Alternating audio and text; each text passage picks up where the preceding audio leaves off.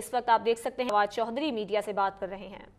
ان صاحب کا جنہوں نے وہ رپورٹ لیک کی، اٹارنی جنرل صاحب کا خیال ہے کہ اس رپورٹ میں وہ مینشن نہیں ہے۔ اب جب رپورٹ سامنے آئے گی تو ہمیں پتہ چلے گا کہ کیا اس میں ان کا نام ہے بھی یا نہیں ہے۔ بظاہر کوئی بہت بڑا اس سے فرق نہیں پڑتا تفتیش کے اوپر۔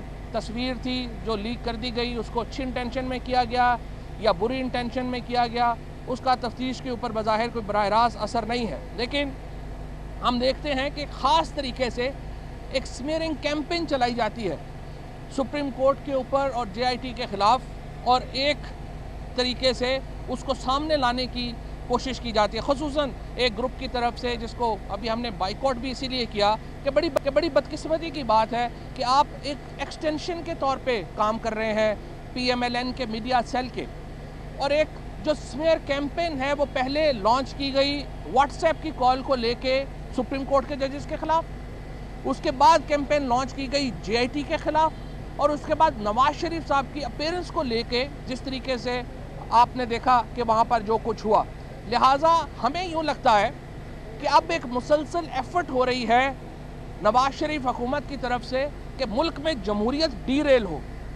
تحریک انصاف کا ایک اہم مقصد یہ ہے کہ ہم سول سپریمیسی کے لیے کام کر رہے ہیں۔ عمران خان نے 18 سال جدوجہد کی ہے، سول سپریمیسی کے لیے کی ہے۔ ووٹ کے ذریعے آنے کے اوپر عمران خان جو ہے وہ ان کی سیاست کھڑی ہے، لیکن لگ یوں رہا ہے کہ جس طرح ہمیشہ ہوتا ہے کہ پی ایم ایل این کو لگ رہا ہے کہ کشتی ڈوب رہی ہے تو وہ یہ سمجھتے ہیں کہ پورے نظام کو لے کے ڈوبے۔ اگر سپریم کورٹ کے خلاف کیمپین کی جاتی ہے اور تحقیقات میں رکاوٹیں ڈالی جاتی ہیں تو اس کا واحد مقصد یہی ہے کہ آپ یہ چاہتے ہیں کہ نظام ڈوب جائے۔ تحریک انصاف اس نظام کو بھی بچائے گی انشاءاللہ۔ یہاں پر احتساب بھی ہوگا اور جمہوریت بھی رہے گی، یہاں پر احتساب بھی ہوگا اور انتخاب بھی ہوگا، اور جو سسٹمز ہیں سول سپریمیسی جو ہے وہ انشاءاللہ برقرار رہے گی۔ کسی کو یہ خدشہ نہیں ہونا چاہیے، کسی کو یہ خواب بھی نہیں آنا چاہیے کہ پاکستان میں جمہوریت کا لپیٹا جا سکتا ہے۔ اور آپ سپریم کورٹ کے خلاف جس طریقے سے کیمپین چلا رہے ہیں، آپ کا مقصد ہی یہ ہے کہ آپ جمہوریت کے اوپر یقین نہیں رکھتے، آپ اس نظام کے اوپر یقین نہیں رکھتے۔ معاملہ بہت آسان تھا، معاملہ بڑے ایک سوال سے شروع ہوا تھا۔ سوال یہ تھا کہ 4 اپارٹمنٹس پارک لین میں وہ کس کی ملکیت ہے؟ آئی سی آئی جے نے کہا وہ نواز شریف صاحب نے اور ان کی فیملی نے ایک آف شور کمپنی کے ذریعے 4 اپارٹمنٹس پارک لین میں بنائے۔ حسین نواز صاحب نے کہا ہاں جی ہمارے ہیں، 2006 میں ہمارے نام آئے۔ پوچھا گیا کہ 1993 سے آپ وہاں پہ رہ رہے ہیں تو 2006 سے پہلے کس کی ملکیت تھے؟ پتہ چلا کہ 2004 میں مریم نواز شریف صاحبہ نے نیلسن اور نیسکول میں ڈائریکٹرز کی اپوائنٹمنٹس کی تھی۔ 2004 میں مریم نواز شریف نے کی تھی، تو پھر اس کا مطلب یہ ہے کہ آپ کی یہ کہانی کہ 2006 میں ہمارے نام آئے تھے غلط ثابت ہو گئی۔ پھر کہا گیا، پوچھا گیا کہ 1993 اور 2006 کے درمیان نیلسن اور نیسکول کی ملکیت کے کاغذ دے دیں۔ آپ نے کہا ہم نہیں دے سکتے کیونکہ وہ ہمارے پاس نہیں ہے۔ کہا گیا کہ جو حسین نواز کے نام ٹرانسفر ہوئی ہے وہ دے دیں۔ آپ نے کہا آپ ہمیں یہ نہیں کہہ سکتے کہ ہم اپنے خلاف گواہ بنے۔ جو جے آئی ٹی ہے اس کے سامنے بہت آسان سوال ہے، اگر آج جے آئی ٹی کے سامنے بھی پیش نہ ہو نواز شریف صاحب، صرف پریس کانفرنس کریں اور 1993 اور 2006 کے درمیان نیلسن اور نیسکول کس کی ملکیت ہے اس کے کاغذات میڈیا کے سامنے رکھ دیں۔ وہ یہ نہیں کر رہے،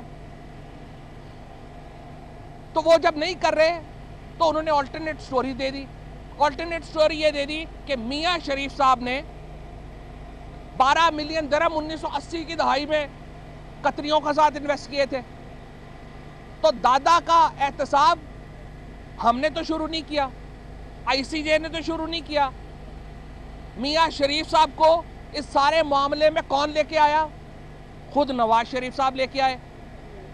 عدالت نے کہا 12 ملین درہم کا بینکنگ ٹرانزیکشن دے دیں۔ میاں شریف صاحب کبھی زندگی میں کبھی قطر نہیں گئے، اس کا حساب نہیں ہوا۔ بینکنگ ٹرانزیکشن کیا ہوئی اس کا حساب نہیں ہے۔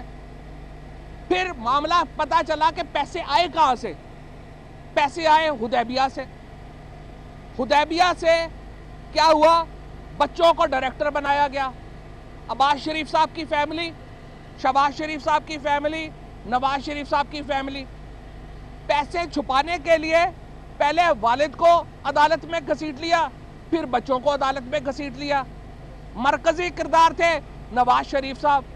پورے خاندان کا جو احتساب جو کہتے ہیں 3 نسلوں کا ہوا ہے، تو 3 نسلوں کا احتساب کس نے کروایا یا کس نے کیا؟ پیسے چھپانے کے لیے جب آپ ایک جھوٹ بولا تو اس کے لیے 100 جھوٹ بولنے پڑے. معاملہ اب بھی بہت آسان ہے. جی آئی ٹی میں جائیں، یہاں پہ جائیں، 1993 اور 2006 کے درمیان کا بتا دیں کہ اپارٹمنٹس کی رقم کہاں سے آئی، اور آپ کے نام نہیں تھے تو کس کے نام تھے ملکیت کے کاغذات دے دیں. 2 سوال ہیں، دونوں کے جواب نہیں مل رہے. بجائے اس کے کہ آسان سوالوں کے جواب دیے جائیں، سپریم کورٹ کے اوپر ہلہ بولا جا رہا ہے. بجائے اس کے کہ آپ کا دامن صاف ہے تو دامن نچوڑ کے رکھ دیں. جی آئی ٹی کے خلاف ایک معاملہ جو ہے وہ چلایا جا رہا ہے، لیکن انشاءاللہ پاکستان تحریک انصاف پاکستان کے لوگوں کے ساتھ کھڑی ہے، پاکستان کے آئین کے ساتھ کھڑی ہے، پاکستان کے اداروں کے ساتھ کھڑی ہے، اور انشاءاللہ پاکستان میں احتساب بھی ہوگا اور انتخاب بھی ہوگا. بہت شکریہ.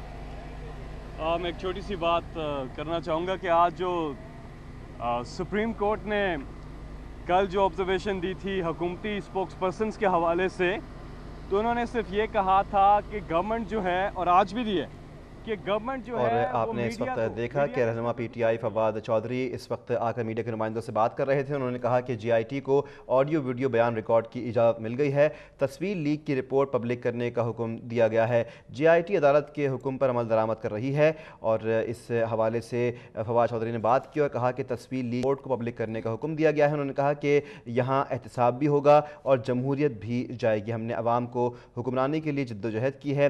جی آئی ٹی کی ویڈیو ریکارڈنگ کی اجازت دی گئی ہے. اور آپ کو یہ بھی بتائیں کہ فواد چودھری نے کہا کہ تصویر لیک کے کرنے کا تفتیش پر اثر نہیں پڑے گا. ہم نے عوام کی حکمرانی کے لیے جدوجہد کی ہے. حکومت جمہوریت کو ڈی ریل کرنے کی کوشش کر رہی ہے. تحریک انصاف جمہوریت اور نظام دونوں کو بچائے گی. نواز شریف صاحب کبھی قطر نہیں گئے.